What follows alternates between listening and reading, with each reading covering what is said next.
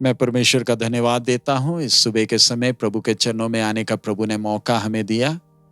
आइए आज के वचन मनन के लिए हम लोग नीति वचन 11वां अध्याय उसका 12 और 13वां वचन हम लोग पढ़ें। जो अपने पड़ोसी को तुच्छ जानता है वह निर्बुद्धि है, परंतु समझदार पुरुष चुपचाप रहता है।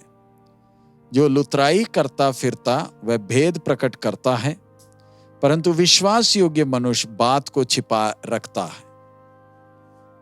इधर हम देखते हैं कि किस प्रकार परमेश्वर की आत्मा हमें सिखाती है कि हमने अपने पड़ोसियों के साथ और जो हमें प्यार करते हैं, जिनके बीच में हम रहते हैं, उनके साथ हमारा व्यवहार कैसा होना चाहिए।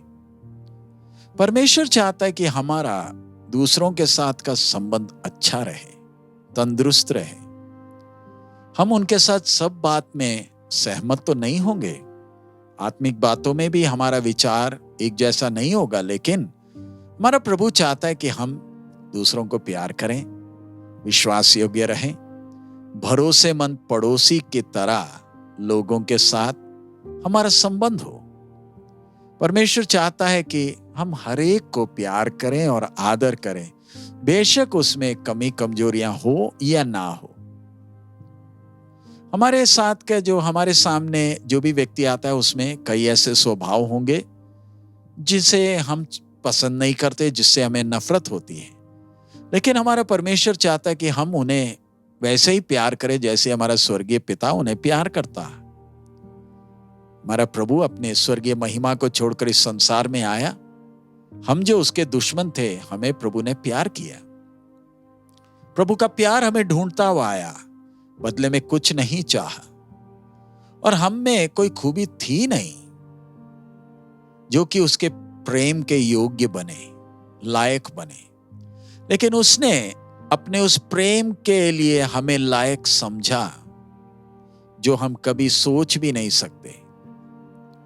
जब हमारा प्रभु इस पाप भरे दुनिया में था, उसने कभी भी किसी को तुच्छ नहीं समझा, दिल से उन्हें प्रेम किया और हर एक की सेवा एक दास के तौर पर दिल के गहराई से की। हमारे प्रभु ने अपने चेलों का पैर कैसे धोया हम सब जानते हैं, जब वो आपस में हम में से कौन बड़ा है बोलकर लड़ रहे थे। सर्वशक्तिमान परमेश्वर हमारे ऊपर अशुद्ध और अयोग्य पात्र कर कर उस दृष्टि से देख सकता था, लेकिन कभी नहीं। हमारे प्रभु ने कभी भी हमारे साथ ऐसा व्यवहार नहीं किया।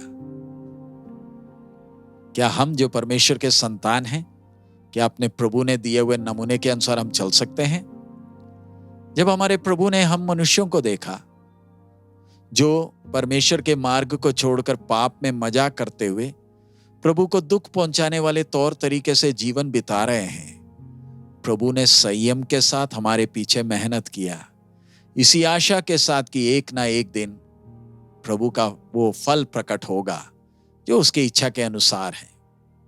और हम देखते हैं कि किस प्रकार हमारा परमेश्वर प्रभु यीशु चेलों के पीछे कठिन मेहनत किया और उन्हें एक अच्छी फौज बनाया कि वो दूसरों की सेवा कर सके।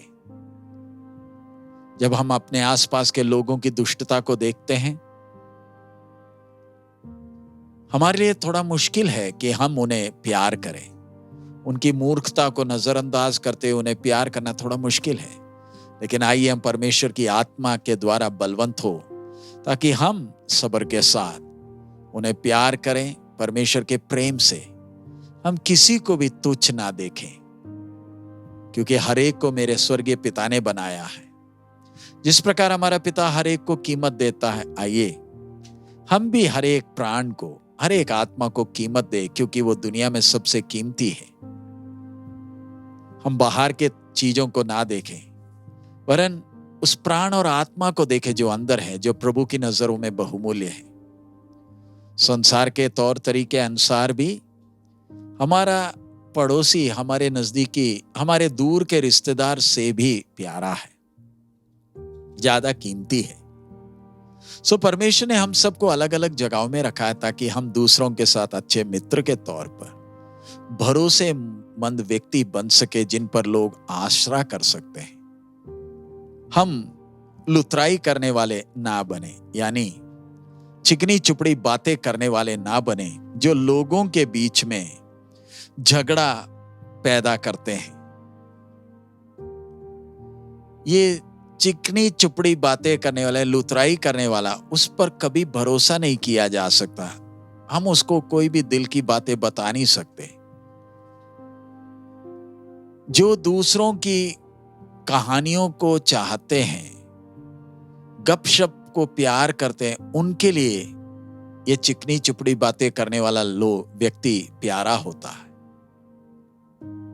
जो दूसरों के जीवनों की गुप्त बातों को ढूंढते हैं, उनका ये दोस्त होता है। दुनिया ऐसे लुतराई करने वाले से नफरत करती है और इसलिए दुनिया भी एक कहावत है कि ये लुतराई करने वाले को इसको इस जबान से इसे टांगना चाहिए और जो दूसरों की बातें सुनता है, फालतू बातें, उसको कान से टांगना चाहिए। ये चिकनी चुपड़ी बातें करने वाला, चिकनी चुपड़ी बातें सुनने वाला, ये दोनों समाज के लिए श्राप है। अगर हम दूसरों को आदर करें तो हम कभी भी किसी की गुप्त की बातें दूसरों के सामने नहीं बताएंगे ताकि उन पर शर्मिंदगी आए। जब वो हम पर भरोसा करते हैं और अपने जीवन की बातें हमसे बताते हैं, आइए हम उन्हें संभालें और उस व्यक्ति को उठाने का पूरा प्रयास करें। जिस प्रकार हमारे प्रभु ने हमें प्यार किया और पापियों का मित्र था, आइए वैसे ही हम भी अपने पड़ोसियों का विश्वास योग्य दोस्त बने, जो उनके लिए उनको प्यार करता है, देखभाल करता है, क्योंकि उसके अंदर परमेश्वर का प्रेम है।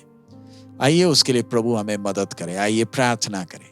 हमारे अनुग्रहकारी दयालु पिता, हम आपका धन्यवाद देते हैं इस अच्छे समय के लिए। बाप, आपके वचन के द्वारा आप हमसे बात कर रहे हैं कि किस प्रकार हमारा दूसरों के साथ संबंध होना चाहिए। बाप, विनती करते हैं इन दिनों में प्रार्थना के साथ तेरी आत्मा की अगुवाई में, प्रभु इन दिनों में अपनी जमवारी को समझकर दूसरों के सामने अच्छा नमूना देने के लिए हमें मदद करें।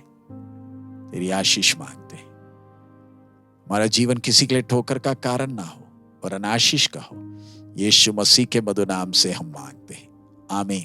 प्रभु हम सबको बहुत आयत में आशीष दे। हमारा प्रभु अति शीघ्र आ रहा। मारनाथा।